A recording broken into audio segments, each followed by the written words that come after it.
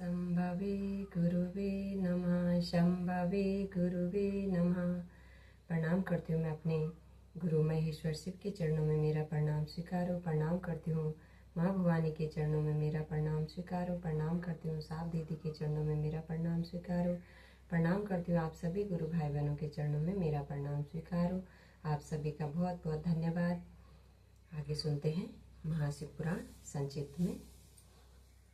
इससे पहले कल वाली वीडियो में है, आज आगे सुनते हैं तारकासुर और कार्तिकेय का संग्राम। मुने सबके देखते देखते वही कुमार द्वारा मारे गए तारक के प्राण पखेरु उड़ गए। उस उत्कृष्ट वीर तारक को महासमर में प्राण रहित होकर गिरा हुआ देखकर वीरवर कुमार ने पुनः उस पर वार नहीं किया। उस महाबली दैत्यराज तारक के मारे जाने पर देवताओं ने बहुत से असुरों को मौत के घाट उतार दिया।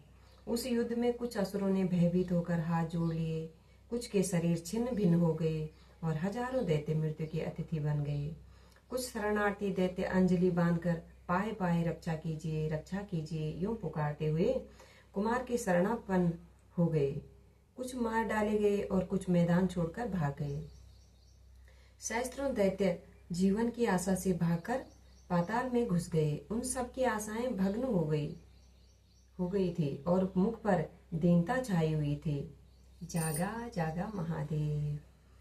मुनीश्वर, इस प्रकार वह सारी दैत्य सेना विनष्ट हो गई। देवगणों के भय से कोई भी वहां ठहर नहीं सका। उस दुरात्मा तारक के मारे जाने पर सभी लोग निष्कंटक हो गए और इंद्र आदि सभी देवता आनंद मग्न हो गए। यूं कुमार को विजयी देखकर एक साथ ही संपूर्ण देवताओं तथा त्रिलोकी के समस्त प्राणियों को महान आनंद प्राप्त हुआ। उस समय भगवान शंकर भी कार्तिकेय की विजय का समाचार पाकर प्रसन्नता से भर गए और पार्वती जी के साथ गणों से घिरे हुए वहां पधारे।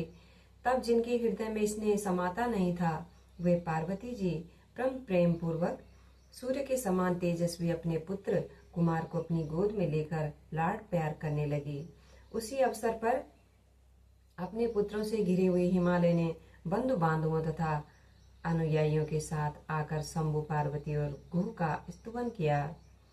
तत्पश्चात संपूर्ण देवगण, मुनि, सिद्ध और चारणों ने शिव नंदन कुमार शंभु और परम प्रसन्न हुई पार्वती की स्तुति की। उस समय उपदेवों ने बहुत बड़ी पुष्प वर्षा की। सभी प्रकार के बाजे बजने लगे। विशेष रूप से जयकार और नमस्कार के शब्द बारंबार उच्च स्वर से गूंजने लगे।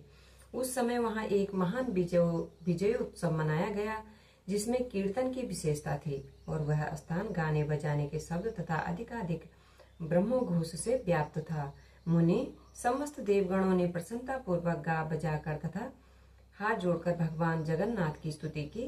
तत्पश्चात सबसे प्रशंसित तथा अपने गणों से घिरे हुए भगवान रुद्र जगजननी भवानी के साथ अपने निवास स्थान कैलाश पर्वत को चले गए। इधर तारक को मारा गया देखकर सभी देवताओं तथा अन्य समस्त प्राणियों के चेहरे पर हंसी खेलने लगी। वे भक्तिपूर्वक शंकर सुमन कुमार की स्तुति करने लगे। देव, तुम दानव श्रेष्ठ तारक का हनन करने वाले हो, तुम्हें नमस्कार है।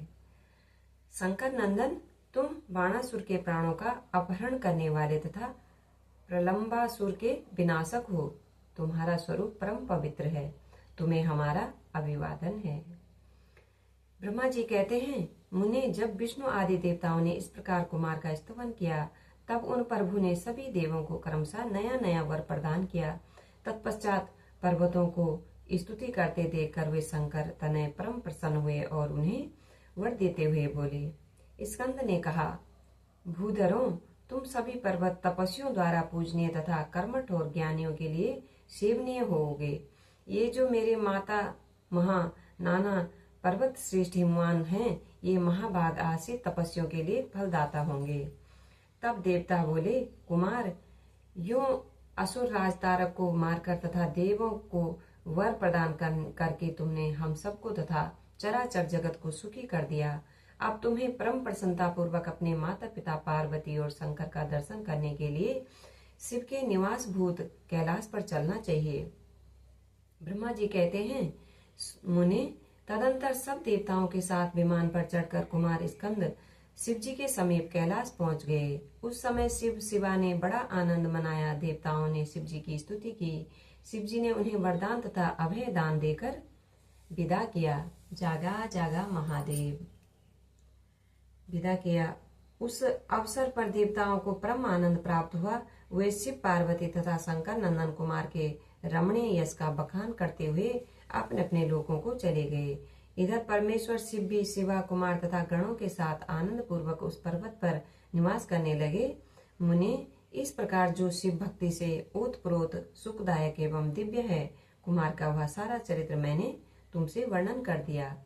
अब और क्या सुनना चाहते हो?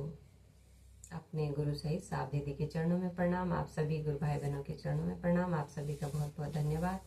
आज के लिए इतना ही। अब इससे आगे हम कल सुनेंगे। बहुत बहुत धन्यवाद आप सभी का।